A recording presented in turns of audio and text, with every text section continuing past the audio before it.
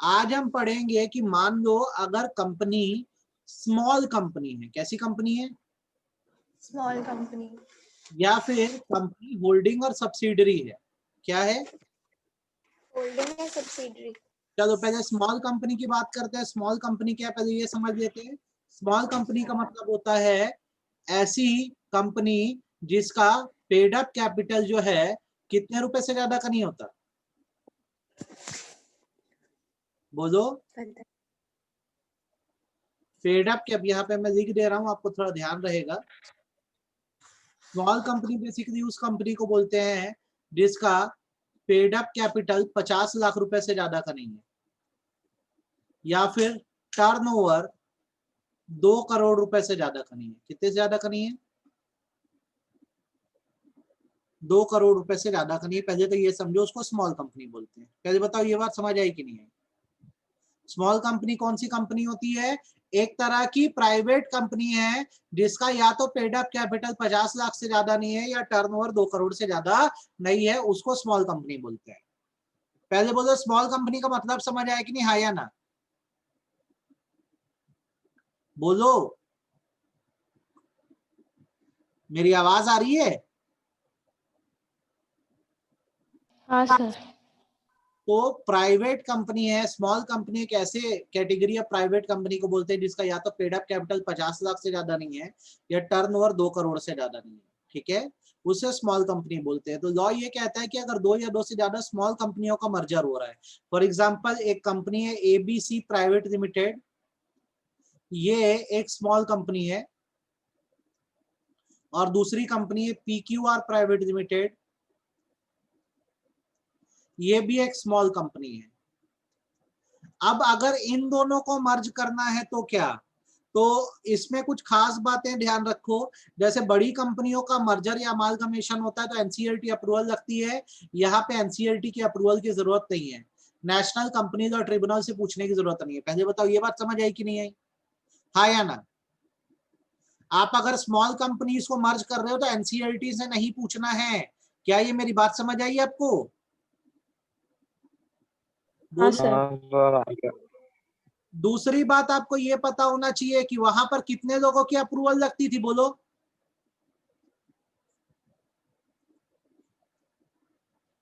3/4 की, है ना? यहां पर अप्रूवल लगेगी 90% ऑफ मेंबर्स की। कितने की? 90%। 90% ऑफ मेंबर्स की अप्रूवल लगेगी। तो अगर आपकी कंपनी स्मॉल कंपनी है, मतलब एक ऐसी प्राइवेट कंपनी है जिसका पेड अप कैपिटल 50 लाख तक है या फिर टर्नओवर 2 करोड़ तक है, तो उसे स्मॉल कंपनी की कैटेगरी मानते हैं। अगर 2 स्मॉल कंपनी एक दूसरे से मर्ज हो रही है, या फिर एक होल्डिंग कंपनी और सब्सिडरी कंपनी का मर्जर हो रहा है, जैसे मैं बोलता हूं कि एक कंपनी का नाम है भुवन लिमिटेड और दूसरी कंपनी का नाम है XYZ लिमिटेड। भुवन लिमिटेड जो है XYZ लिमिटेड को कंट्रोल करता है, तो भुवन लिमिटेड यहाँ होल्डिंग हो गया और XYZ लिमिटेड यहाँ पे सब्सिडरी हो गई। अब इन दोनों का मर्जर करना है, मतलब अब ये जो सब्सिडरी कंपनी है किसमें मर्ज हो जाएगी? होल्डिंग कंपनी में मर्ज हो जाएगी। तो इसका तरीका क्या है आपको ये सीखना है मेनली, ठीक है, ये कैसे होता है। तो नॉर्मली यहाँ पर आपको एनसीएलटी नेशनल कंपनीज और ट्रिब्यूनल से पूछने की जरूरत भी नहीं है। आपको सिर्फ क्या करना है कि अगर आपको 2 स्मॉल कंपनियों का मर्जर करना है या होल्डिंग कंपनी और सब्सिडरी कंपनी का मर्जर करना है, तो सबसे पहले तो आपको एक नोटिस बनाना पड़ेगा कि हमारी ये स्कीम है और जिसको भी कोई ऑब्जेक्शन या सजेशन देना है हमको इस नोटिस के 30 दिन के अंदर दे दे। सबसे पहला काम नोटिस इशू करो। कौन इशू करेगा? तो दोनों ही कंपनी करेगी। जैसे एबीसी और पीक्यूआर का मर्जर हो रहा है तो एबीसी को भी नोटिस इशू करना होगा और पीक्यूआर को भी करना होगा। ये नोटिस किसको इशू होगा? आरओसी को, ऑफिशियल लिक्विडेटर को, और हर वो पर्सन जो कंपनी से जुड़ा हुआ है उसको ये नोटिस इशू होगा। और कंपनी सबसे बोल रही है कि किसी को भी ऑब्जेक्शन है तो विद इन 30 डेज अपना ऑब्जेक्शन हमें बताए। पहले बताओ ये बात समझ आई कि नहीं आई? आपको ये बात समझ आई कि सिर के ऊपर से गई? आपकी स्मॉल कंपनी है, हाँ स्मॉल कंपनी है, दोनों को मर्ज होना है। सबसे पहले आप जो भी स्कीम बनाओगे मर्जर की, कैसे मर्जर होगा उसका नोटिस आपको हर एक पार्टी को देना है, और ऑब्जेक्शन कितने दिन में रिसीव करना है बोलो। 30 days। अब 30 days। ऑब्जेक्शन जैसे रिसीव हो गया तो फिर आप क्या करो, अपने मेंबर्स की जनरल मीटिंग बुलाओ और वहां कितने लोगों से कंसेंट दे दो, 90%। अब हो गया सर, हाँ बेटा। अगर कोई भी शेयर होल्डर नहीं चाहता है कि ना हो मर्जर, तो मतलब कितने लोग होने चाहिए मैक्सिमम 10% ऑब्जेक्शन के लिए? 10% 10% ऑफ 10% ऑफ टोटल। टोटल। कितना क्लियर है? ओके। अब मान लो 90% मेंबर की कंसेंट भी मिल गई, तो अब आपको क्या करना होगा, आपको मतलब यहाँ पे दोनों कंपनियों को बोला जा रहा है, जो ट्रांसफरर है और ट्रांसफरी है दोनों को बोला जा रहा है कि आप एक डिक्लेरेशन ऑफ सॉल्वेंसी बनाओगे कि आप दोनों में से कोई भी इनसॉल्वेंट नहीं है, और रजिस्ट्रार ऑफ कंपनीज के पास ये डिक्लेरेशन ऑफ सॉल्वेंसी जमा करा दो। आप बता दो कितना क्लियर है? हाँ सर। कौन क्या करे, सबसे पहले सबको नोटिस भेज दिया और ऑब्जेक्शन मांगे 30 दिन में। स्टेप 2 जनरल मीटिंग बुलाए, शेयर होल्डर की मीटिंग मतलब, और कितने परसेंट शेयर होल्डर से कंसेंट दे दिए? 90%। 90%।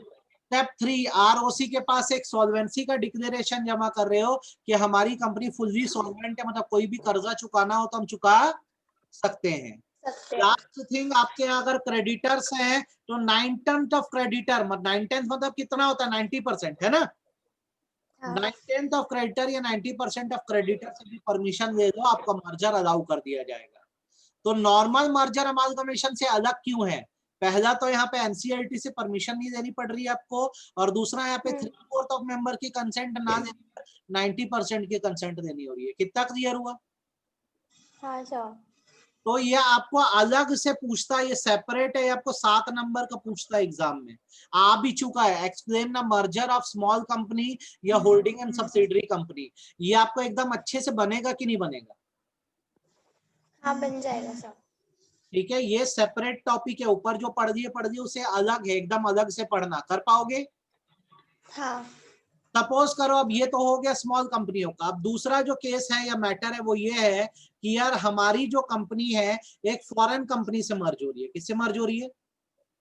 फॉरेन। अगर मान लो फॉरेन कंपनी से मर्ज हो रही है तो कहीं ना कहीं फॉरेन का पैसा इंडिया में आएगा कि नहीं आएगा? हाँ आएगा। जैसे मैं ये कहना चाहता हूँ कि जैसे एक कंपनी है, नाम सुनना, कंपनी का नाम जो है वो है एएमसी लिमिटेड। क्या नाम है? AMC limited. US based company है, ठीक है, यूएस में रजिस्टर्ड है, तो हमारे पॉइंट ऑफ व्यू से क्या हुई? Foreign company. तो इसके शेयर होल्डर भी कौन होंगे? Foreign members. अब ये कंपनी है वो इंडिया की भाग्या लिमिटेड नाम की कंपनी से मर्ज होना चाह रहे हैं। तो भाग्या लिमिटेड इंडिया में बनी है तो कैसी कंपनी है? इंडियन कंपनी है। तो अब एएमसी लिमिटेड अगर भाग्या लिमिटेड में मर्ज होगी तो इसका इफेक्ट ये होगा कि एएमसी लिमिटेड की सारी एसेट एंड लायबिलिटी किसकी? आगे से भाग्या की। भाग्य हाँ। इसके सारे शेयर होल्डर किसके? भाग्या के। तो यार जब शेयर होल्डर को आप शेयर अलॉट करोगे तो आपको पैसा भी तो मिलेगा ना कहीं। सही बात है गलत बात है? हाँ।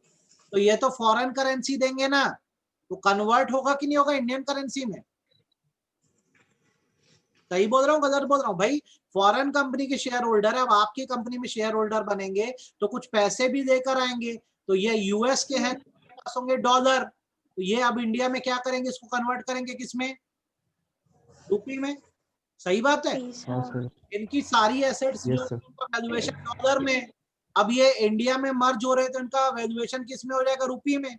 सही बात है? रुपीस में। तो इसको लेकर कुछ नियम है कि अगर एक फॉरेन कंपनी है जो इंडिया के बाहर बनी है, ये देखो, ये मत पढ़ देना, आप भी शीट से पढ़ोगे, ये मत पढ़ना, सीधे रूल पढ़ना। तो एक फॉरेन कंपनी अगर इंडियन कंपनी से मर्ज होना चाहे तो आरबीआई की अप्रूवल लगती है। किसकी अप्रूवल लगती है? आरबीआई। ठीक है, नेक्स्ट। हाँ। ट्रांसफरी कंपनी मतलब जो हमारी इंडियन कंपनी, उसको इंश्योर करना होगा कि बराबर वैल्यूएशन कर दिया गया है। क्या कर दिया गया है? वैल्यूएशन। वैल्यूएशन करने का मतलब हमें पता है कि हमारी एसेट एंड लायबिलिटी कितनी है और सामने वाला जो ट्रांसफरर है उसकी एसेट एंड लायबिलिटी कितनी है। आप बताओ ये पॉइंट में कोई दिक्कत? फिर से रिपीट करो। No sir. हमने प्रॉपर वैल्यूएशन कर दिया अपनी एसेट एंड लायबिलिटी का भी और सामने वाले की कंपनी के एसेट एंड लायबिलिटी का भी। क्लियर है? और इस चीज का डिक्लेरेशन वैल्यूएशन का आरबीआई को दे दिया कि सर हमारा अभी ये actual value asset and liability की है मर्जर होने से पहले। क्लियर है? थर्ड थिंग, अब जो नॉर्मल मर्जर अमालगमेशन का प्रोसीजर चलता है सेक्शन 230 से लेकर 232 तक, वो फॉलो करो। मतलब एनसीएलटी में अप्लाई करो, फिर एनसीएलटी मीटिंग का ऑर्डर देगा, फिर मीटिंग होगी, वो लाइन से वो चीज चलती रहेगी। ये बात क्लियर है कि नहीं है? एक मिनट बेटे, जब एनसीएल एक फोन उठा रहा हूँ फिर बता रहा हूँ मैं। Ayesha sir, thank you sir, thank you. बस सर ऐसी है, नॉर्मली कुछ खास नहीं। हाँ हाँ बनता है ना, आज बनता है। हाँ हाँ जी ठीक है सर। ओके। हाँ बेटा बोलो, क्या बोल रहे थे ऋषिता? सर जब हम लोग एनसीएलटी के पास जाते हैं एप्लीकेशन लेके, फिर वो मीटिंग ऑर्डर करती है, उसके बाद फिर वो जो भी होता है उसको सबमिट करना होता है एनसीएलटी के पास, तो डायरेक्ट मीटिंग करके चले जाते हैं ना? ये चीज नहीं कर सकते ना। डायरेक्ट मीटिंग क्या होता है, एनसीएलटी से पहले परमिशन ही तो लेना पड़ता है मीटिंग का। क्या होता है अगर डायरेक्ट मीटिंग कर दिए और कल को अगर ये पता लगा कि शेयर होल्डर से पूछा तक नहीं गया था, तो बहुत बड़ा फ्रॉड हो सकता है ना। नहीं, मीटिंग में हम लोग नोटिस तो भेजेंगे ना, जो भी क्रेडिटर्स है, डिबेंचर होल्डर मेंबर क्या होता है, और वो क्या होता है नोटिस वोटिस फर्जी भी बन जाते हैं ना। अगर डायरेक्टर तो गड़बड़ करना चाहे तो कर सकते हैं, इसलिए एनसीएलटी को पहले से बता देते सारी चीज की हमारी ये स्कीम है, आप लोग बताओ कब मीटिंग करनी है, फिर हम उनके सुपरविजन में नोटिस भेजते हैं। अगर वो ना रहे ना तो बहुत बड़े बड़े फ्रॉड हो सकते हैं। समझे? कितना समझ आई बात? आ गई समझ। आप बताओ अब ये मेरे को, ये स्मॉल कंपनी का मर्जर समझ आया कि नहीं आया आपको? हाँ सर। आ गया सर। हाँ सर। कंपनी का समझ आया कि नहीं आया? फॉरेन कंपनी हाँ सर। पार्टी से परमिशन लेनी है, आरबीआई से लेना जरूरी है। किससे लेना जरूरी है? आरबीआई आरबीआई से। आप ये कर पाओगे कि नहीं ये बताओ पहले तो मेरे को। हो जाएगा सर। बन जाएगा आपसे, कोई दिक्कत नहीं है। नहीं सर। चलो अब आगे सुनो। मान लो मर्ज, ये हो गया टॉपिक खत्म मेन, है ना। फॉरेन कंपनी का भी मैटर क्लोज कर दिया अपन। अब आगे आते एक दूसरे कंसेप्ट पे, जो क्या कहता है कि मान लो ऐसा हो कि कुछ शेयर होल्डर डिसेंट कर रहे हैं मर्जर या अमालगमेशन में। डिसेंट करना मतलब ना बोलना। तो इनका क्या किया जाए? इनका क्या किया जाए बताओ? इनके शेयर्स वापस कर देंगे। वापस कर दो पैसा। अब इसमें ये माना जाता है बेसिकली कि अगर कोई स्कीम है जिसके थ्रू मर्जर या अमालगमेशन हो रहा है, ठीक है, तो बेसिकली में ये माना जाता है कि अगर स्कीम को 9/10 ऑफ शेयर होल्डर ने क्या कर दिया है, अप्रूव कर दिया है। क्या कर दिया है? अप्रूव कर दिया। तो जो बचे हैं वो कितना परसेंट बन रहे हैं? 10%। डिसेंटिंग। इनको कंपनी क्या है ऑफर करेगी कि या तो आप क्या करो, कंपनी से निकल जाओ, या हम आपके शेयर एक्वायर कर दे रहे हैं। क्या कर दे रहे हैं? एक्वायर। आपको इस चीज को मैं और डिटेल में बताता हूं ताकि आपके दिमाग में पूरी तरह से बैठ जाए। सपोज करो कि एक कंपनी है, कंपनी का नाम है लाची लिमिटेड। क्या नाम है? लाची लिमिटेड। इसका मर्जर हो रहा है एक दूसरी कंपनी से जिसका नाम है ऋषिता लिमिटेड। अब कहानी समझो ऐसा है कि लाची लिमिटेड में 100 शेयर होल्डर है। कितने शेयर होल्डर है? 100 शेयर होल्डर है। 100। लाची लिमिटेड ऋषिता लिमिटेड में मर्ज हो जाती है तो 100 शेयर होल्डर किसके हो जाएंगे? ऋषिता के। ऋषिता लिमिटेड के हो जाएंगे। आगे अगर रांची लिमिटेड ऋषिता में मर्ज हो जाती है तो सही बोल रहा हूँ गलत बोल रहा हूँ? हाँ सर। हाँ सर। अब क्या हुआ, मीटिंग हुई, 90 शेयर होल्डर्स ने कंसेंट दे दी। क्या दे दी? कंसेंट। 10 शेयर होल्डर जो है उन्होंने डिसेंट किया। क्या किया? डिसेंट। तो कभी भी डिसेंट को तब कंसीडर किया जाता है जब टोटल के 10% लोग ना बोल रहे हैं। पहले बोलो, इतनी बात समझ आई कि नहीं आई? हाँ सर।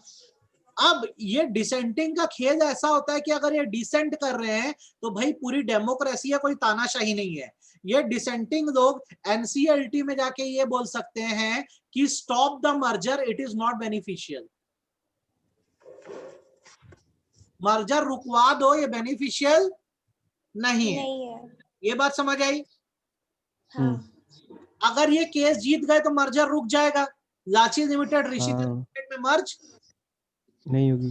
नहीं होगी। लेकिन अगर एनसीएलटी में केस लूज कर गए, हार गए, तो क्या? तो मर्जर हो जाएगा। तो फिर इनके शेयर्स को कंपलसरीली एक्वायर कर दिया जाएगा। क्या कर दिया जाएगा? Compulsory compulsory acquire. एक्वायर कर दिया जाएगा। मतलब इनको बोल दिया जाएगा कि तुम्हारे शेयर हम उठा रहे हैं, या तो पैसा लेके निकल जाओ कंपनी से तुम, या तो फिर ऋषिता लिमिटेड के शेयर होल्डर बन जाओ। कितना क्लियर हुई मेरी बात? पूरा सर। डिसेंट की जगह होती है, याद रखना, मेजॉरिटी से फैसले होते हैं, पर अगर ना बोलने वाले लोग 10% हैं तो इनकी भी बात सुनी जाती है। कौन सुनता है? एनसीएलटी सुनता है। ठीक है, अगर इनकी बात उन्हें उससे जेन्युइन लगी तो मर्जर वो रुकवा देगा। ठीक है, और अगर हार गए ये लोग केस तो फिर इनके शेयर उठा दिए जाएंगे, फिर ये कुछ नहीं कर सकते। अच्छे से समझ आई क्या बात मेरी? हाँ सर। हाँ अब सर। तो क्या लिखा हुआ है? Where a scheme or contract involving the transfer of share or any class of share in the company from transferor company to another company to transferee company has within 4 months after making offer in that behalf by transferee company has been approved by not less than 9/10 in value of share whose transfer is involved। ठीक है, पहले बताओ इतनी line समझ आई कि नहीं आई? हाँ sir. हाँ sir. Transferee company may at any time within 2 months after expiry of 4 months give notice in prescribed manner to dissenting shareholder that it desire to acquire his share। जो ना बोल रहे हैं उनके भी शेयर उठा दिए जाएंगे। पहले तो 4 महीने का offer period normal share holders के लिए, जहां पर उनके शेयर उठाए जा रहे हैं। जब 4 महीने खत्म हो जाएंगे तो अगले 2 महीने में किनके शेयर उठाए जाएंगे? डिसेंटिंग वाले। डिसेंटिंग जो शेयर ना बोल रहे। आप बताओ, आपको ये बात कितनी समझ आई? पूरा सर। आगे। डिसेंटिंग शेयर कर सकते हैं कि नहीं सर, पक सकते हैं, ये बताओ। कर सकते हैं। ठीक है, ये ऐसे करके काटना, देखो ऐसे करके कैसा लगा काट के? बहुत अच्छा, बहुत अच्छा। ठीक है। तो ये टॉपिक यहाँ पे खत्म हो गया डिसेंट का। अगर कुछ आया तो कर पाओगे कि नहीं कर पाओगे जीवन में, ये बताओ। मतलब जीवन में, मतलब इसको लेकर हाँ सर। हो जाएगा। नेक्स्ट टॉपिक और लास्ट टॉपिक अमालगमेशन। अमालगमेशन यहाँ पे अपने सर सम्मान खत्म होता है। टॉपिक ये कहता है कि क्या सेंट्रल गवर्नमेंट जो है कंपनियों का अमालगमेशन करवा सकती है? हाँ कैसे? करा सकते हैं। कैसे? गवर्नमेंट कंपनी का तो करा ही सकती है। एग्जैक्टली अगर कोई भी कंपनी पब्लिक इंटरेस्ट में गवर्नमेंट से जुड़ी है और गवर्नमेंट, देखो पॉइंट बनाते हैं, number 1 point, number 2 point, number 3 point. पहले 3 पॉइंट की बात करते हैं। ठीक है, सबसे पहला पॉइंट, अगर सेंट्रल गवर्नमेंट इस बात से सेटिस्फाइड है कि पब्लिक इंटरेस्ट में नेसेसरी है कि 2 या 2 से ज्यादा कंपनियों का अमालगमेशन हो जाना चाहिए, तो बिल्कुल ये क्या कर सकती है, उन कंपनियों का अमालगमेशन करवा सकती है। आप बता दो कितना क्लियर है? हाँ सर। दूसरा, पूरा सर। जब ऑर्डर पास कर देगी सेंट्रल गवर्नमेंट तो ये माना जाएगा जितने केस पहले पेंडिंग थे ट्रांसफरर या ट्रांसफरी कंपनी के, वो केस आगे भी चलते रहेंगे, केसेस पे कोई असर नहीं पड़ेगा। आप बता दो, कोई दिक्कत? No sir. नहीं सर। थर्ड, जितने भी मेंबर या क्रेडिटर ट्रांसफरर कंपनी के थे, अब वो सभी लोग मेंबर या क्रेडिटर किसके हो जाएंगे? ट्रांसफरी कंपनी के हो जाएंगे। ट्रांसफर। ट्रांसफरी। नहीं, हाँ। अगर सेंट्रल गवर्नमेंट के ऑर्डर से किसी को परेशानी या दिक्कत है तो वो विद इन 30 डेज एनसीएलटी के पास अप्लाई कर सकता है। बोलो कोई दिक्कत? No sir. मन में, जीवन में किसी प्रकार की? नहीं सर। सर हाँ बेटा। ये तो शेयर होल्डर्स का था ना जो अपन पढ़े थे, अगर क्रेडिटर्स को ऑब्जेक्शन है तो कितना होता है परसेंट डिसेंट का? नॉर्मल बड़ी कंपनियों में ना 3/4 ऑफ क्रेडिटर से पूछना पड़ता है, ठीक है। हाँ। और अगर स्मॉल कंपनी है ना या होल्डिंग सब्सिडरी है तो 90% ऑफ क्रेडिटर से। मेंबर पे जो उसमें भी 90%? मेंबर पे जो रूल लगता है वही क्रेडिटर पे भी लगता है। कितना समझ में? ठीक है, आ गया आगे सर। समझ। अब ये चैप्टर पे थोड़ा कॉन्फिडेंस आया है? हाँ। हाँ सर। ये ना अभी शीट उठाना, देखो हार्डली 20 मिनट लगेगा तुमको। अभी जितना पढ़ाया हूं ना ये क्या करना देख लेना, ठीक है। कर पाएंगे अपन ये? हाँ सर। यहाँ पे ना हाँ चैप्टर सर। हाँ। एक हिस्सा खत्म हो गया, मैंने बोला 4 हिस्सों का चैप्टर है ना। तो ये बड़ा हिस्सा खत्म हो गया, एक यूनिट की तरह था, ठीक है। अब ना दूसरा हिस्सा जो इसमें है ना बेटा, वो कह जाता है मेजॉरिटी रूल और माइनॉरिटी राइट। क्या कहलाता है? Majority rule, minority right. इसको प्रिंसिपल ऑफ नॉन इंटरफेरेंस भी बोलते हैं और इसको रूल ऑफ फॉस वर्सेस हार्बोटल भी बोलते हैं। क्या बोलते हैं?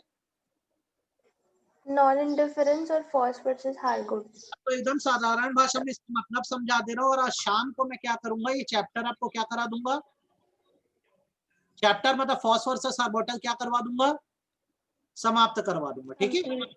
देखो आप बताओ ना, एकदम सिंपल सा रूल है। अभी क्लास में 8 बच्चे अपन है, जैसे क्लास में अपन 8 स्टूडेंट्स हैं, 1 2 3 4 5 6 7 8, ठीक। मैं ये कहता हूं कि हमको क्या करना चाहिए, नवंबर के मंथ में कोर्स कंप्लीट करके रिवीजन कर देना चाहिए। आप में से कितने लोग इस बात पे एग्री करते हो? सब सर। हैंड रेस करो तो एक बार, उसमें मेरे को बटन दिया हुआ है तुमको, हैंड रेस करो,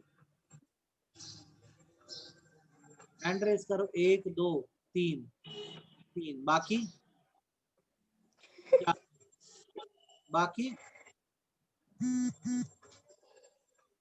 तो मेरे को हटा दिया जाए तो क्लास में 7 लोग हैं। कितने लोग हैं? 7। 7। हैंड रेस कितनों ने किया? 4 ने। 4। और कितनों ने नहीं किया? 3।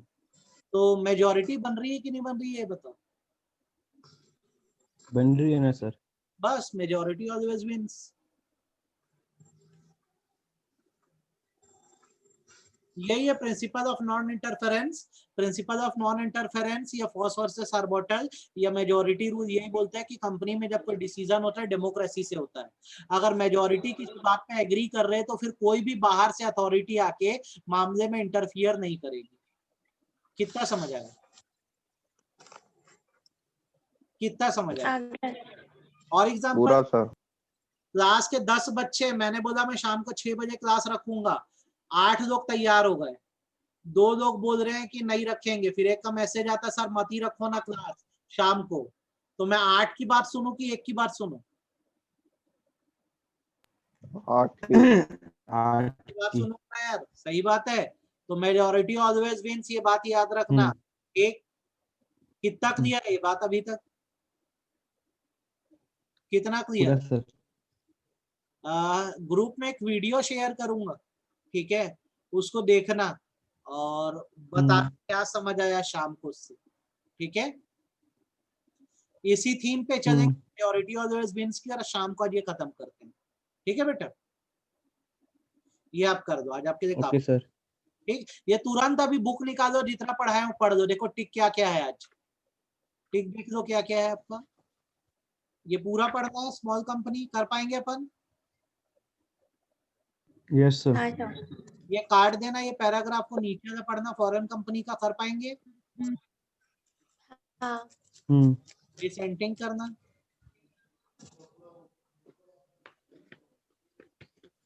ठीक है, ये करना पावर ऑफ सेंट्रल गवर्नमेंट, इतना करके रखना। शाम को फॉस्फोरस पढ़ रहे हैं,